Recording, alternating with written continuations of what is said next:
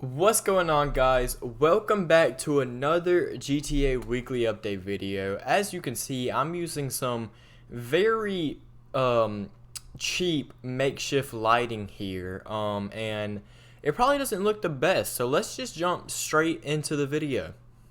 Alright, starting off, we have finally got the last new car, the Karen Boar. This is the last car of the Drugs War DLC for GTA. And I know it says it's free for me, but odds are it probably won't be free for you, as it is only free for me because I have GTA Plus. But with the addition of this car, by the way, I'll customize it and upload a video tomorrow. But with the addition of this car, the $300 has actually been removed once again from Luxury Autos. Alright, so while we're heading over to the Diamond Casino, I'm actually going to tell you about the second thing I'm going to cover this week, and it is the quote-unquote double money. And this week, Rockstar has lowered it down to 1.5 times money, which is really getting on my nerves because, like, why not just make it double money? But we have 1.5 times the money on all crate warehouses. So those of you who, I know a lot of people do, so those of you who have just really stocked up crate warehouses and are waiting to sell, honestly, I would do it this month because I don't think they're going to be double money anytime soon. So honestly, just sell your crate warehouses this week. For property discounts this week, if you actually head over to the Dynasty 8 executive website, you will see that there is 30% off the executive offices and the garages, which I'd have to go over here to show y'all the garage. I'm a little slow, but yeah, if you don't have a CEO office, obviously, what are you doing? They are arguably the most useful building or property you will ever own in the game. If you don't have one, 100%, if it's the only thing you do, pick one up this week. Alright, so in the Diamond Casino, it looks like we have the JB700W, which is, of course, the James Bond car. This car runs on an average price of $350,000. So honestly, it is really cheap, and I don't really like the way it looks, so I personally will not be picking it up this week. But if you do like the way it looks, you're more than welcome to pick it up. Just keep in mind that it doesn't have that much customization.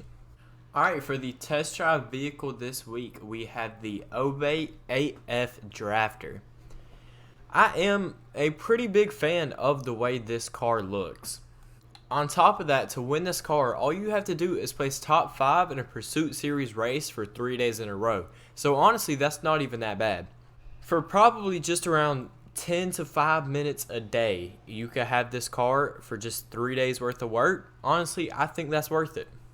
And on top of that, this price is $700,000. So, you know, what's the point in spending $700,000 when you could win it for free? In terms of the test drive vehicles this week, we have the Warner HKR, the Growler, and the Albany VSTR. And then for next gen players only, the HSW test drive vehicle is, in my opinion, the best HSW car, and it is the Hakusho Drag. If you do like to race or you do participate in the time trials every week, this car is pretty much a must-have.